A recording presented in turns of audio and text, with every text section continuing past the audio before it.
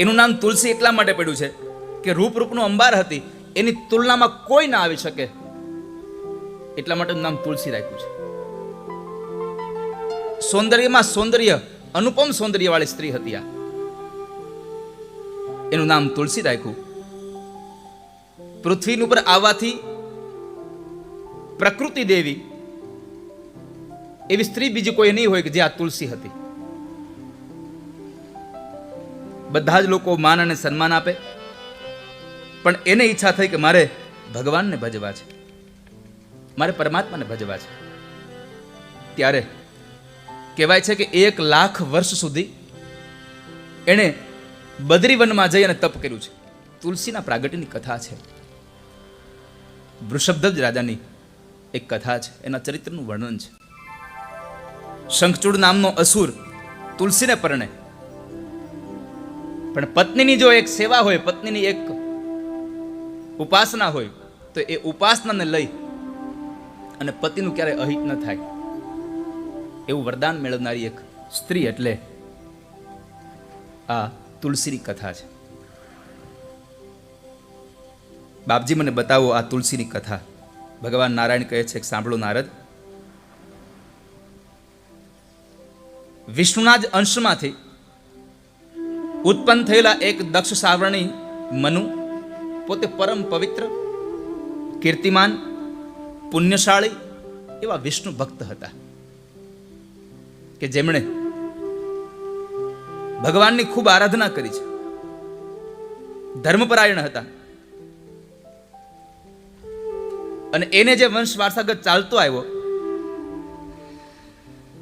એમાં બરાબર એક વૃષભધ્વજ નામનો એક રાજા હતો, પણ એને ભગવાન શિવ સિવાય કોઈનામાં પ્રીતિ નહીં. ન માતાજીને ભજે, ન બીજા કોઈ દેવી દેવતાઓને ભજે, કોઈ ભગવાનનું નામ ન લે, માત્ર પરમાત્મા શિવ સિવાય કોઈનામાં ભક્તિ નહીં. પુત્ર કરતા પણ વધારે પ્રેમ ભગવાનમાં હતો એમને.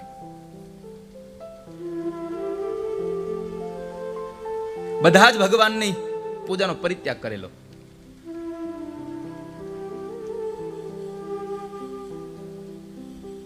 એવો આ વૃષભધ્વજ, અને એ વૃષભધ્વજમાં તુલસીના કથાનો પ્રસંગ છે.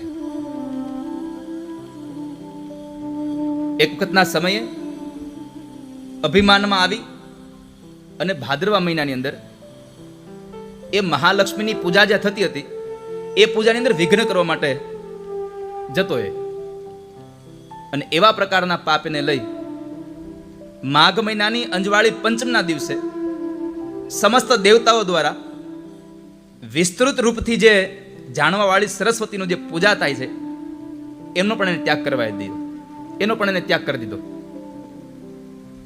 આવી રીતે બધા જ દેવી દેવતાઓની પૂજામાં બાધા નાખે, માત્ર શિવની પૂજા કરાવડાવે. અને એવામાં બરાબર એક વખતના સમય બન્યું એવું, વિષ્ણુ ભગવાનની પૂજાની જેણે નિંદા કરી એવા વૃષભધ્વજ ઉપર ભગવાન સૂર્યનારાયણ દેવ કુપિત થયા અને એણે એમને શાપ આપ્યો કે તું એક વખતના સમયે શ્રી વિહીન થઈ જઈશ. શ્રી એટલે કે લક્ષ્મીજી, સંપદા વિહીન થઈ જઈશ. અને આ શાપને ભગવાન સૂર્યનારાયણે એને આપ્યો, એટલે શાપને લઈ અને સંપદાથી વિહીન થાય છે. દેવતાઓ આપણા પર કુપિત થાય. જો અહીંયા એક વાત એ બતાવી, જો કે મહાપુરુષો તો કથામાં પોતે કહેતા હોય છે કે તમે શિવજીની કથા સાંભળવા ગયા હો ને તો શિવજી પ્રધાન છે, બરાબર છે, પણ તમારા હાથે અન્યત્ર કોઈ દેવોની ત્યાં નિંદા ન થઈ જાય એની કાળજી રાખવી. દાખલા તરીકે રામકથા સાંભળવા જઈએ તો આપણે કહીએ છીએ ને કે રામની જ્યાં કથા ચાલતી હોય ત્યાં હનુમાનજી હોય ને હોય જ. કૃષ્ણની કથા સાંભળવા જઈએ ત્યાં કોણ હોય? બોલો, કૃષ્ણ કથા સાંભળવા જઈએ ત્યાં કોણ હોય? તમે કૃષ્ણની કથા સાંભળવા જાવ ત્યાં કોણ હોય કયો તો? એમ તો કયો અમે હોય એમ, એ નથી કહેતા. અમે હોય એ નથી કહેવું. બોલો, પણ રામની કથામાં જેમ હનુમાનજી હોય એમ કૃષ્ણની કથામાં ભગવાનના અંતરંગ સખા ઉદ્ધવજી મહારાજ પોતે હોય છે. કોઈ ભગવાનનું પ્રાધાન્ય વ્યક્ત કરવામાં, કોઈ ભગવાનની નિમ્નતા વ્યક્ત નથી જાય, એની ખાસ કાળજી વક્તાએ રાખવી પડતી હોય છે. કારણ કે જો હનુમાનજીની કથા હોય, રામજીની કથા હોય, હનુમાનજી બેઠા હોય, તો ઘણા બધા શ્રોતાઓમાં એવા પણ હોય કે જે ભગવાન કૃષ્ણને માનતા હોય, પણ પરમાત્માની કથા છે એવું સાંભળી અને પોતે અહીંયા કથા સાંભળવા માટે ગયા હોય અને પછી એ જગ્યાએ રામની મહત્તા આપવા માટે થઈને જો કૃષ્ણને નાના બતાવવામાં આવે તો ત્યારે કૃષ્ણના ભક્તોનું મન દુભાય છે. એટલા માટે કૃષ્ણ પણ દુઃખી થાય છે.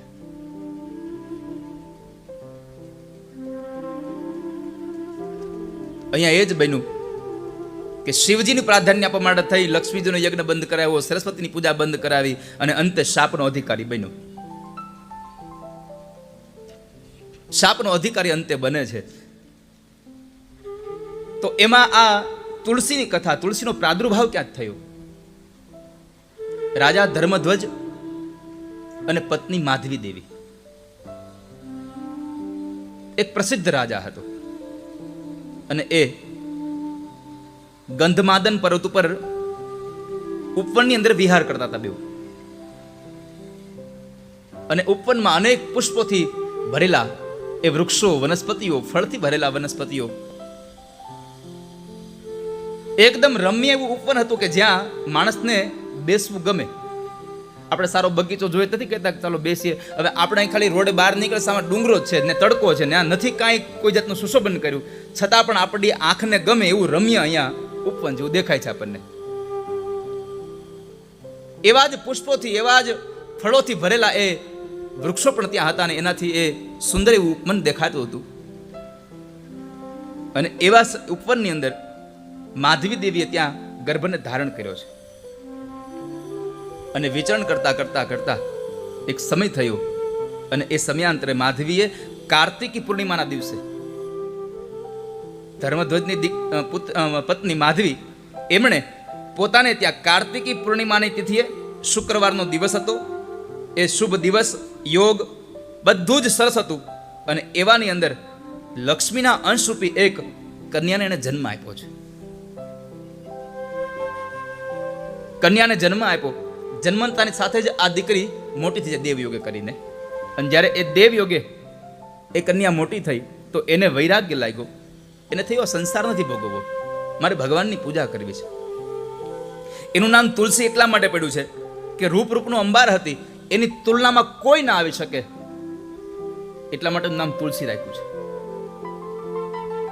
સૌંદર્યમાં સૌંદર્ય, અનુપમ સૌંદર્ય વાળી સ્ત્રી હતી આ, એનું નામ તુલસી રાખ્યું. પૃથ્વી ઉપર આવવાથી પ્રકૃતિ દેવી એવી સ્ત્રી બીજી કોઈ નહીં હોય કે જે આ તુલસી હતી.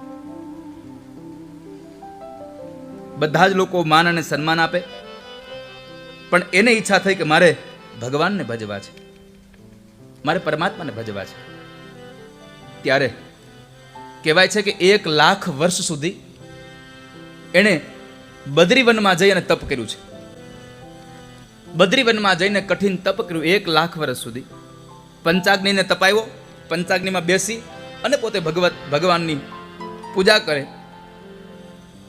અને આ તપસ્વીનીએ 20,000 વર્ષ સુધી ફળ ખાધા, જળનો આહાર કર્યો. ત્યાર પછી 30,000 વર્ષ સુધી માત્ર પત્તાઓનો આહાર કર્યો. 40,000 વર્ષ સુધી એમણે માત્ર વાયુનો પ્રહાર કર્યો. અને 10,000 વર્ષ સુધી સાવ નિરાહાર રહી છે, કશું જ ન લયું. 1 લાખ વર્ષ સુધી એને ભગવાનની પૂજા કરી.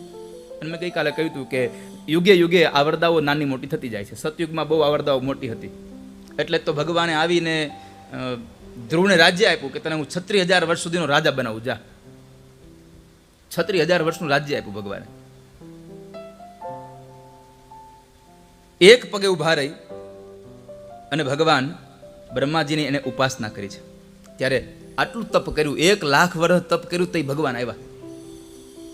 અને આપણને કળિયુગમાં ભગવાને વચન આપ્યું છે કે જે જીવાત્મા એક ક્ષણ માટે પણ મારું ભાવથી ભજન કરશે એને દર્શન દેવાની તૈયારી મારી છે, પણ એક પણ ક્ષણ માટે ભાવથી ભજન કરે તો, કારણ કે ભગવાનને ખબર હતી કે એક ક્ષણે દેહ છે મંદિરમાં, પણ મન તો મંદિરમાં નહીં જ લગાડે. આપણું મન મંદિરમાં હોય જ નહીં. આપણે મંદિરમાં વહી ગયા હોઈએ, કદાચ મન મંદિરમાં હોય તો જીવ જોડામ હોય, નહીં કોઈક લઈ જાય તો હજી નવા હમણાં જ લીધા છે, અને તમે સારું જગ્યાએ સારું વિચારો એવું જ થાય. તમે ભગવાન પાસે કંઈક લેવા ગયા હો અને તમે ન્યાય એવું વિચાર કરો કે મારા ચપ્પલ કોઈક લઈ જાય તો ભગવાન કે તથાસ્તુ, ઉપાડી જાય કોઈ.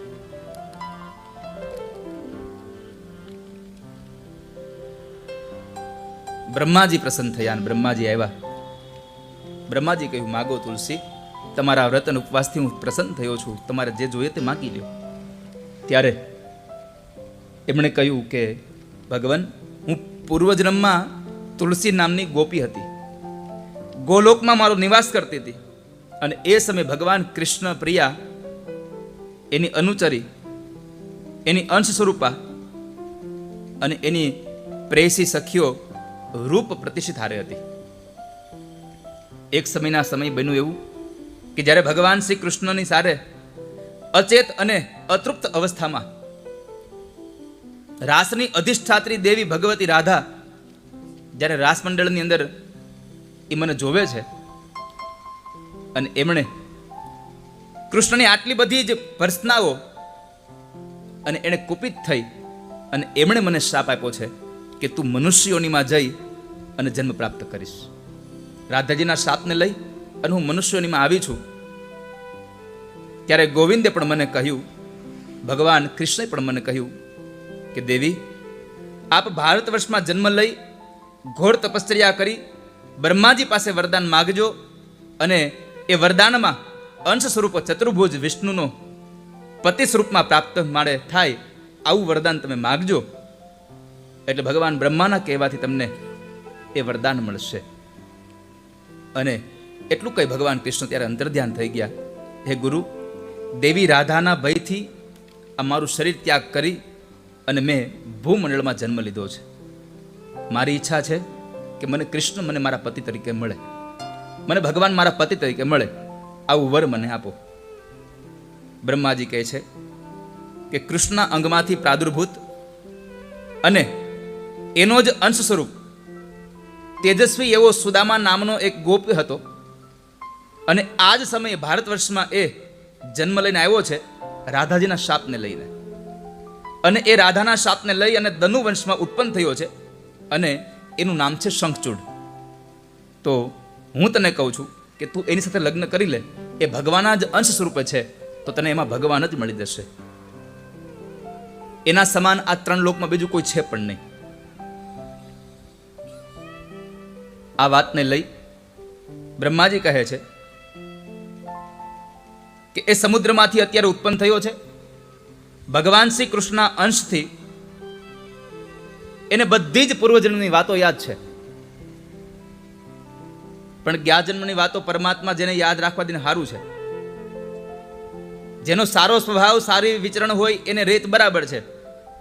અને આપણે તમે જુઓ, બાળક જન્મે ત્યારે એને જ્ઞાજન્મનું જ્ઞાન હોય, પછી આપણા પૂર્વજન્મના જ્ઞાન ઉપર ભગવાન માયાનો પડદો ઢાંકી દે છે. શું કામ એને? તો કહે છે કે ગયા જન્મમાં કદાચ આપણે કોઈકના વેરી હોય ને એની ઘરે દીકરો બનીને ગયા હોય તો જો યાદ આવે કે આ તો ગયા જન્મનો વેરી છે મારો, તો કલહ થાય. એટલે ભગવાને નક્કી કર્યું કે જેવું એને આ જન્મનું જ્ઞાન લાગવા લાગે એટલે ગયા જન્મના જ્ઞાન ઉપર પડદો ઢાંકી દેવો.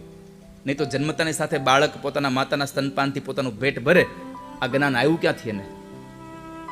એ જ સમયે જ્ઞાન ક્યાંથી આવી ગયું? ભગવાને ગત જન્મનું જ્ઞાન આપ્યું છે કે તને જ્યાં સુધી આ જન્મનું જ્ઞાન ન થાય ત્યાં સુધી તને હું ગયા જન્મનું જ્ઞાન આપી રાખીશ.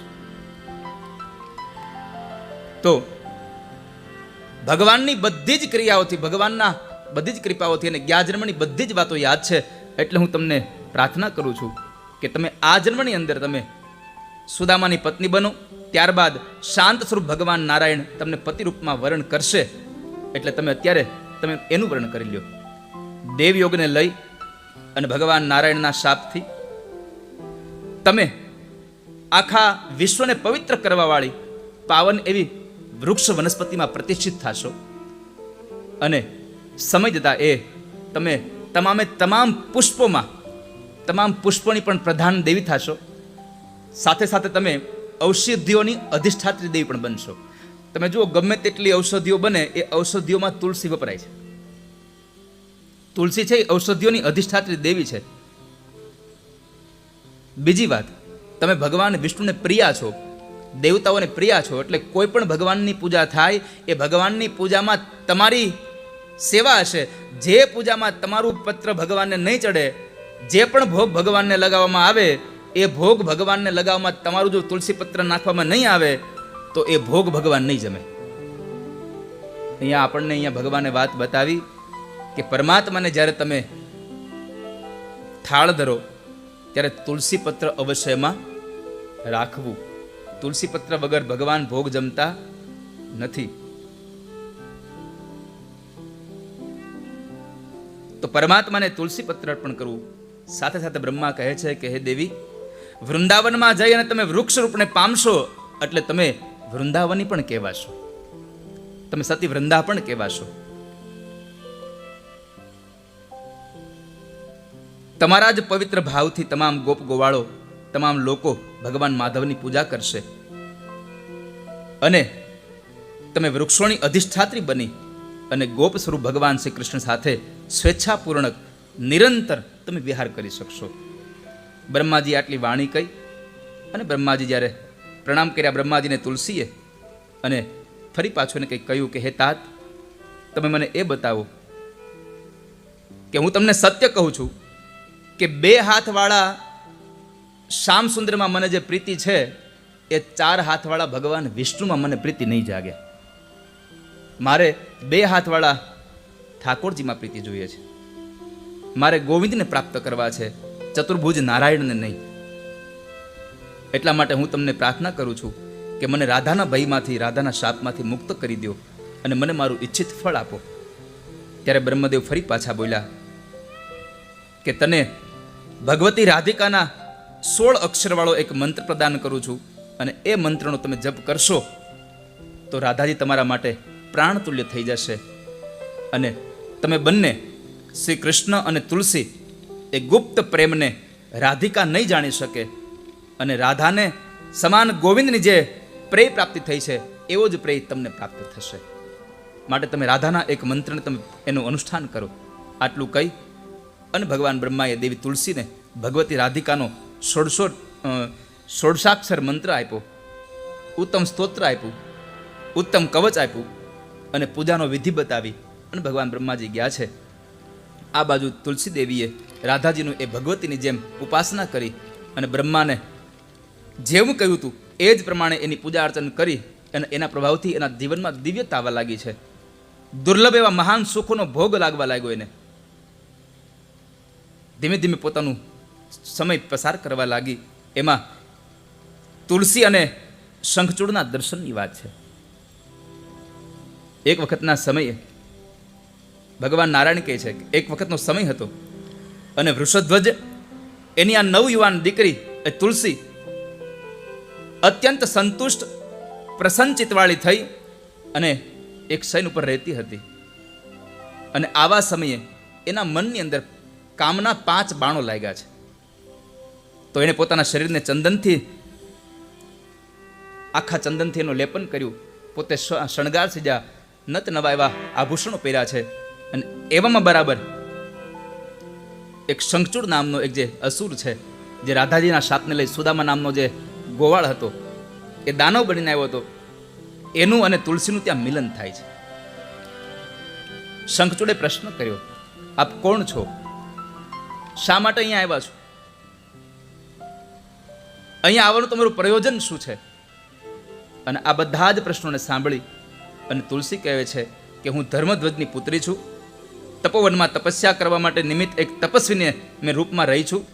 આપ કોણ છો? અહીંયા આપ અચાનક ક્યાંથી આવી પડ્યા? અને ત્યારે તુલસીજીની સાથે જે સંવાદ થાય એ શંખચૂડ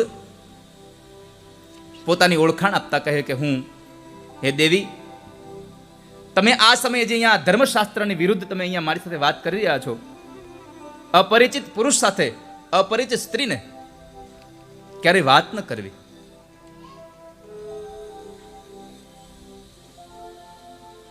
ત્યારે તુલસીજી હસે છે કે મારા આટલા રૂપને જોઈને પણ તમને મારામાં પ્રેમ ન જાગ્યો.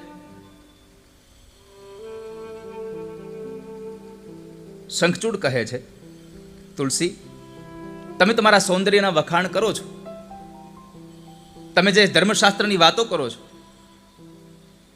એ વાત બધી બરાબર છે,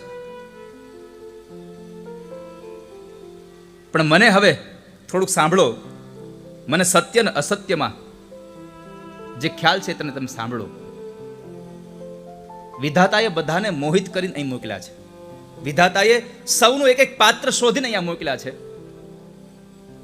અહીંયા જે પણ જીવાત્મા આવી અને જે પણ કર્મ કરે છે એ જીવાત્મા માત્ર ને માત્ર પોતાના યોગને કરીને થાય છે. દેવ યોગને કરી અને બધું અહીંયા સુખ દુઃખને ભોગવે છે. મા બાપ દીકરા દીકરીઓનું ઘર ગોતે કે ચાલો દીકરા માટે સારી સ્ત્રી ગોતીએ, દીકરી માટે સારો પુરુષ ગોતીએ. મા બાપ માત્ર નિમિત્ત બને છે, બાકી બધું જ દેવ યોગે કરીને અહીંયા મોકલેલા છે. આપણા માટે એક પાત્ર તૈયાર થયેલું જ હોય છે. અને ભાગ્યમાં જો ભગવાને લખ્યું જ ન હોય, તમે ગમે તેટલા તમે જપ કરાવો, ગમે તે કરો તો ન થાય. પણ કદાચ ભાગ્યમાં લખ્યું હોય કે સત્કર્મના પ્રભાવને લઈને તમારું ભાગ્ય ઉદય થતું હોય. ક્યારેક ક્યારેક તમે જુઓ, આપણે કોઈકની વિધિ વિધાન કરીએ અને એને કાર્ય સફળ થઈ જાય એટલે આપણે શું કહીએ, અમે યજ્ઞ કર્યો એટલે કાર્ય સફળ થયું. પણ તમારું પ્રારબ્ધમાં હતું જ એ કાર્ય, પણ કાર્યની આગળ એક માત્ર સત્કર્મ રૂપી એક કાર્ય હજી બીજું પડ્યું હતું. સત્કર્મ રૂપી કાર્ય તમે કર્યું એટલા માટે થઈને તમને તમારા કાર્યની સિદ્ધિ થઈ. કહેવાય છે કે બ્રહ્માજી જ્યારે શંખચૂડ અને તુલસીબેન આવો સંવાદ કરતા હતા એ સમયે બ્રહ્માજી આવીને કહે છે કે તમે ખોટો સંવાદ ન કરો. ભગવાને તમારા બે માટેથી નિર્માણ કર્યું છે, માટે તમને બેવને કહું છું, તમે બે વિવાહ કરી લ્યો, તમે બેવ લગ્ન કરી લ્યો. અને એ સમયે તુલસી સાથે શંખચૂડના ગાંધર્વ વિવાહ થાય છે.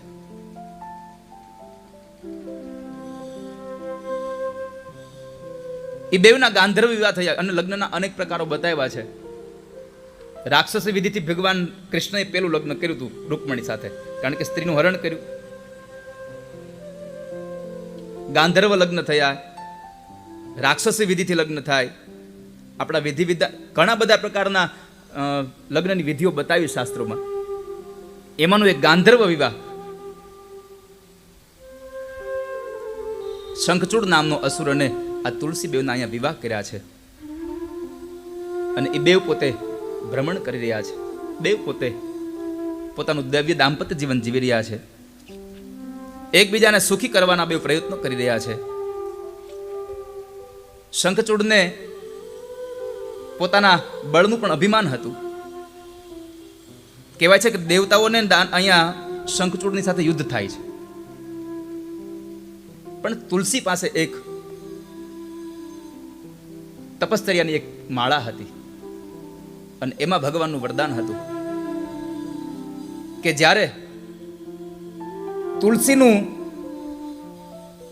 વ્રતભંગ થશે, એની સાથે કપટ થશે, ત્યારે શંખચૂડ હરાશે. ભગવાન શિવ સાથે ઘણો જ્ઞાન ઉપદેશ થયો, ઘણી બધી વાર્તાલાપ ભગવાન શિવ સાથે. ભગવાન શિવે સમજાવ્યું કે તું દેવતાઓનો વિદ્રોહ ન કર, દેવતાઓને ખોટા તું હેરાન ન કર. પછી તો કહેવાય છે કે કુમાર કાર્તિકેય અને ભગવતી ભદ્રકાલી હારે પણ શંખચૂડનું યુદ્ધ થાય છે.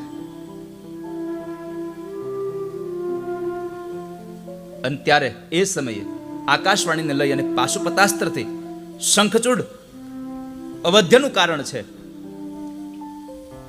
એની આકાશવાણી થઈ કે જ્યાં સુધી સતીવૃંદા તુલસી જે છે એનું ચારિત્ર્ય ભંગ નહીં થાય ત્યાં સુધી શંખચૂડને કોઈ મારી નહીં શકે.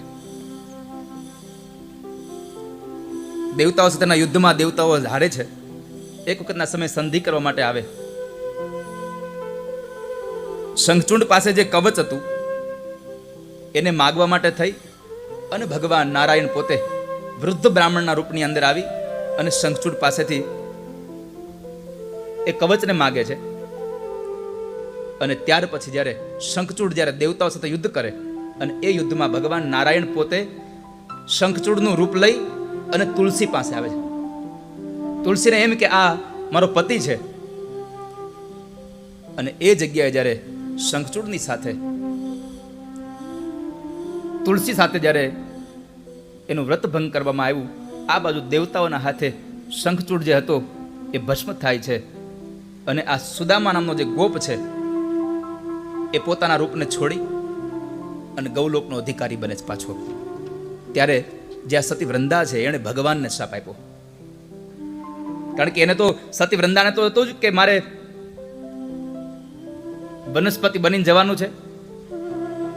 ત્યારે સતી વૃંદા જે છે એને શ્રાપ આપ્યો કે તમે આ વખતે મારી સાથે કપટ કર્યું છે, હું તમને શ્રાપ આપું છું, તમે આ જગતમાં જઈને પથ્થર થઈને રહેશો.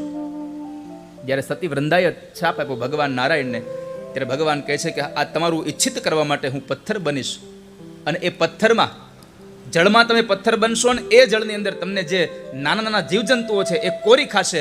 અને એ કોતરેલો જે નાનો પથ્થર છે એ તમે ભગવાન શાલિગ્રામ તરીકે પ્રસિદ્ધ થયા છે.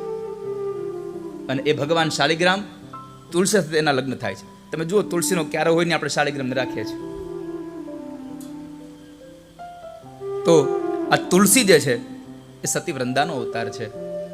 દ્વાદશીના દિવસે તુલસી પત્ર તોડવું નહીં, પૂર્ણિમાના દિવસે તુલસી પત્ર તોડવું નહીં. જે માણસ દ્વાદશીના દિવસે અને પૂર્ણિમાના દિવસે તુલસી પત્ર તોડે છે એ તુલસી પત્ર નથી તોડતો, એ સ્વયં ભગવાન વિષ્ણુનું મસ્તક ઉતારવાનું પાપ ભોગવે છે. માટે દ્વાદશીના દિવસે ક્યારેય તુલસી પત્ર ન તોડવું. આપણે એકાદશી હોય અને દ્વાદશીના દિવસે આપણે સીધું આપવા જવું હોય, મેં ગઈકાલે યાદ કરાવ્યું હતું, તો આપણે તુલસી પત્ર મૂકવું હોય તો શું કરવું પડે? આપણે એકાદશીના દિવસે તુલસી પત્ર ઉતારી લઈએ, અથવા તો દશમીના દિવસે તુલસી પત્ર ઉતારી લઈએ, પણ દ્વાદશીના દિવસે તુલસી પત્ર ન ઉતારીએ. મેં ગઈકાલે એક વાતનું એ પણ તમને ચોખટ કરી હતી કે તમે તાજું તુલસી પત્ર આજના દિવસે ઉતારો, એ જેટલું પવિત્ર છે એના કરતા 3 દિવસનું વાસી તુલસી પત્ર વધારે પવિત્ર છે. તુલસી પત્રને ધોઈ અને સ્વચ્છ બનાવીને ભગવાનને તમે અર્પણ કરી શકો.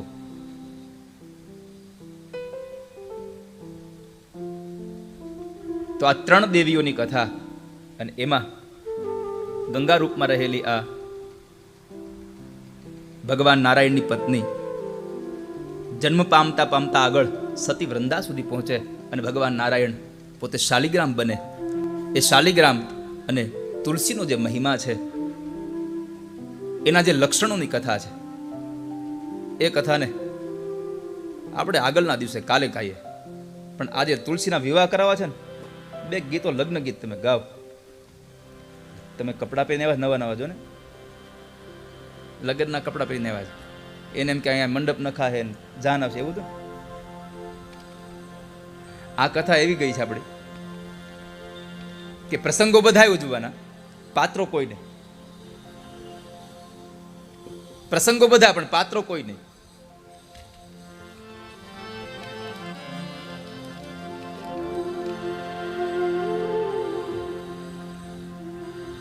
ભગવાનને શાપ આપ્યો છે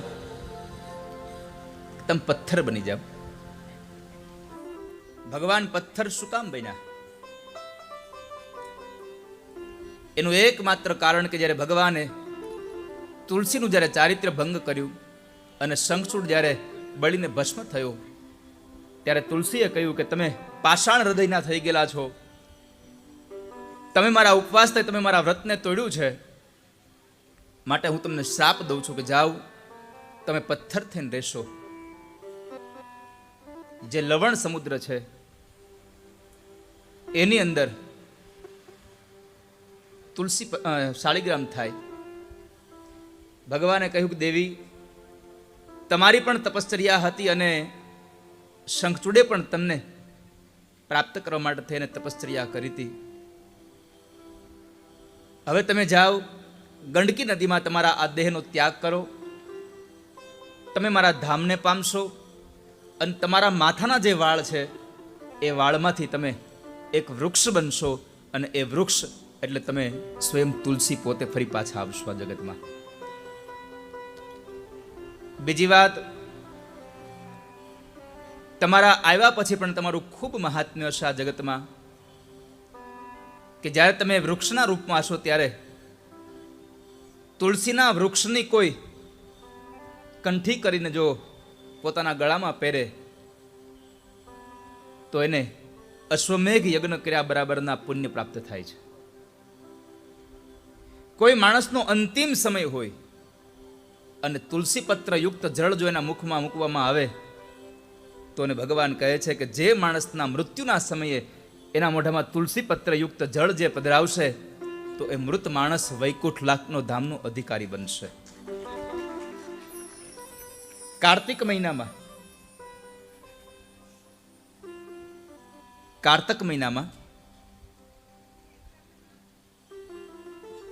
જે માણસ 10,000 ગાયોનું દાન કરે અને જે પુણ્ય મળે એટલું જ પુણ્ય કાર્તક મહિનામાં કોઈ તુલસી પત્રનું દાન કરે તો એક તુલસી પત્રના દાનમાં 10,000 ગાયોના દાનનું પુણ્ય પ્રાપ્ત કરનારો બનશે. આવું મહાત્મ્ય તુલસીનું લખ્યું. ગંડકી નદીમાં સમાયા અને પોતાનો દેહ ત્યાગ કર્યો એ કથા બતાવી.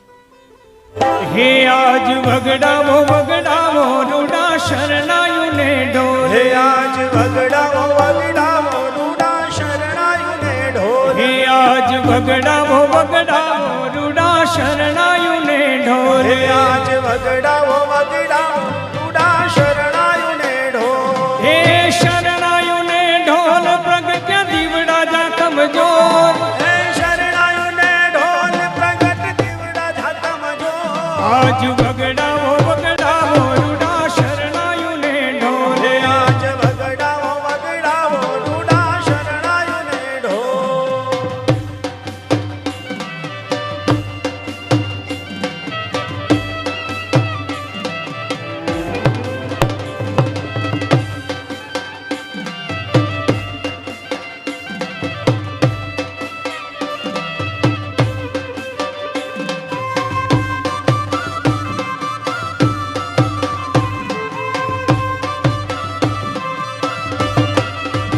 એ આજ નાચે રે ઉમંગ અંગ અંગ મારેલો.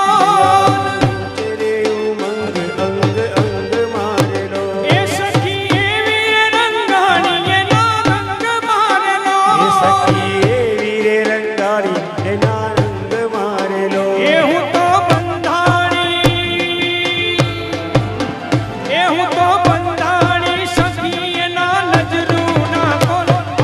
વગડાવો વગડાવો રૂડા શરણાયુને ડોલે. આજ વગડાવો વગડાવો રૂડા શરણાયુને ઢોલ. હે શરણાયુનો ઢોલ પ્રગટ્યા દીવડા જા કમજોર. હે શરણાયુને ઢોલ પ્રગટ્યા દીવડા જા કમજોર. આજ વગડાવો વગડાવો રૂડા શરણાયુને ઢોલ. આજ વગડાવો વગડાવો રૂડા શરણાયુને ઢોલ.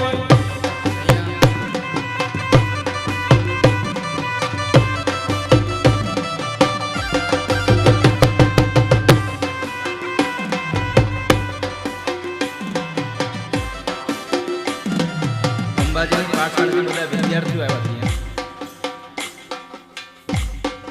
એટલે આપણે પાઠશાળામાં રમવાની આમ છૂટ નથી હોતી. અમારે તો દ્વારકામાં જેવું મોકો મળ્યો છે ને કાંઈ રમવા નથી. ચાલો ચાલો બધાય.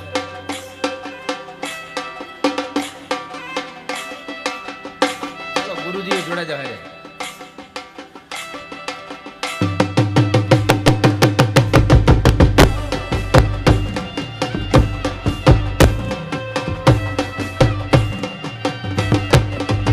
હે કેસરીઓ રંગ તને લાગો યલા ગરબા. કેસરીઓ રંગ તને લાગો રે રો. કેસરીયો રંગ તને લાગ્યો એલા ગરબા. કેસરીયો રંગ તને લાગ્યો